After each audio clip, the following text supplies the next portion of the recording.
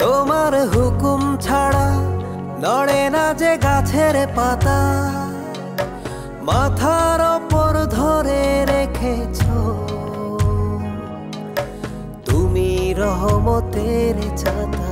আল্লাহু আল্লাহু আল্লাহু আল্লাহু, তুমি খালিক, তুমি মালিক, তুমি সারা দোজাহান।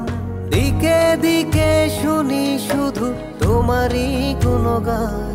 বলি লা ইলাহা ইল্লাল্লাহ, লা ইলাহা ইল্লাল্লাহ।